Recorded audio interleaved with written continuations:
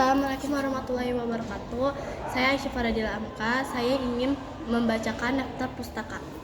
Yang pertama, pengertian karya ilmiah. Menurut Kamus Besar Bahasa Indonesia, karya ilmiah adalah karya tulis yang dibuat dengan prinsip-prinsip ilmiah berdasarkan data-data yang fakta, observasi, eksperimen, dan kajian pustaka. Karya ilmiah merupakan salah satu jenis karya tulis yang berisi berbagai informasi. Informasi tersebut merupakan hasil pengamatan dan penelitian. Kemudian selanjutnya ada karakteristik karya ilmiah. Yang pertama itu adalah karya ilmiah merupakan hasil kajian literatur atau laporan pengamatan dan penelitian. Yang kedua itu adalah karya ilmiah yang menampilkan pemahaman penulis terhadap permasalahan yang dibahas. Yang ketiga adalah karya yang menampilkan kemampuan berbagi sumber informasi dan ke dalam sebab karya tulis yang utuh. Terus yang kemudian adalah ciri-ciri karya ilmiah. Yang pertama itu adalah logis, segala keterangan dapat diterima akal. Yang kedua itu adalah sistematis atau urutan yang berkesinambungan. Yang ketiga itu adalah objektif, keterangan yang tersaji apa adanya. Yang keempat itu adalah tuntas, kepasan, terperinci dan lengkap. Yang kelima itu adalah kebenaran dapat diuji. Yang keenam itu adalah berlaku umum, kesimpulan bagi semua populasi. Yang ketujuh itu adalah karya ilmiah menggunakan bahasa baku dan tata tulis yang sesuai dengan kaidah bahasa. Kemudian karya ilmiah. Yang pertama itu ada artikel, skripsi, tesis, disertasi, dan makalah. Kemudian ada ilmiah. Yang pertama itu adalah bentuk populer. Terus selanjutnya adalah bentuk semi formal.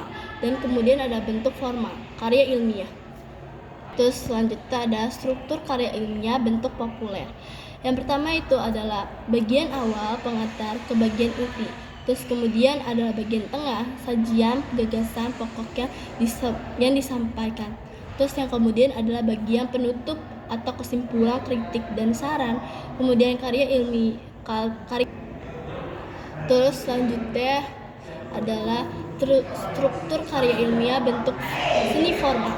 Yang pertama itu adalah halaman judul, kata pengantar, daftar isi, pendahuluan, pembahasan, kesimpulan, daftar pustaka.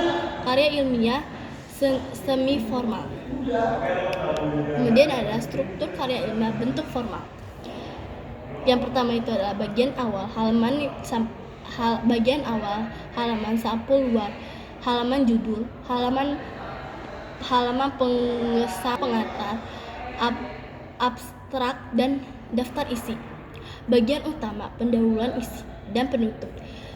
Terus bagian akhir, daftar pustaka dan lampiran-lampiran.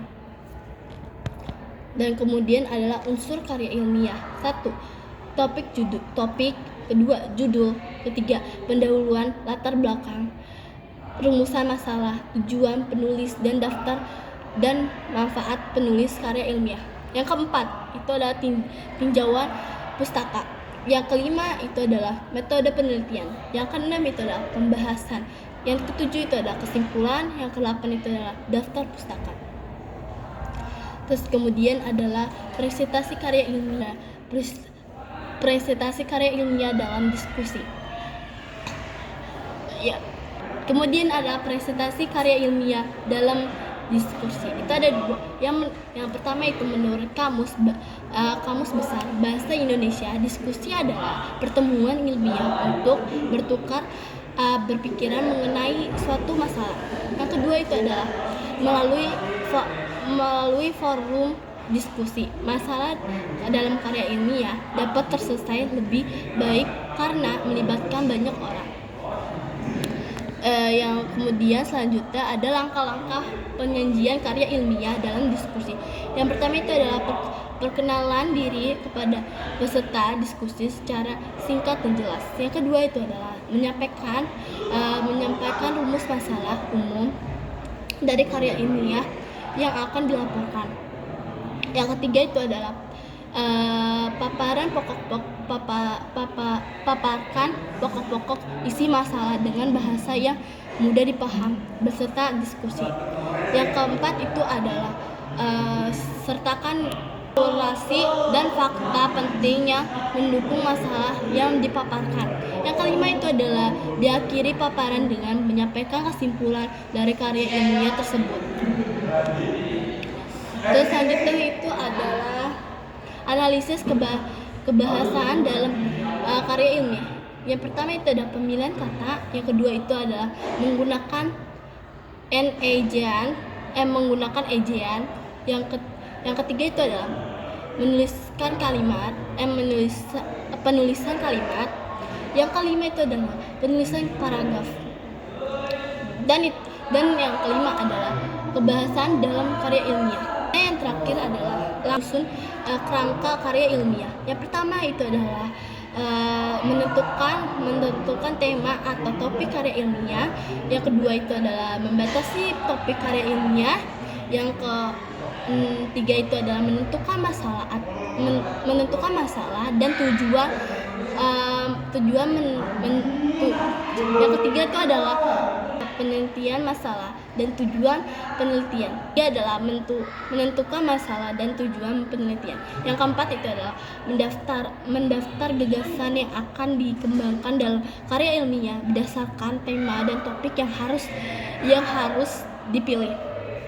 Yang kelima itu adalah menyusun kerangka karya ilmiah. Yang keenam itu adalah mengumpulkan bahan.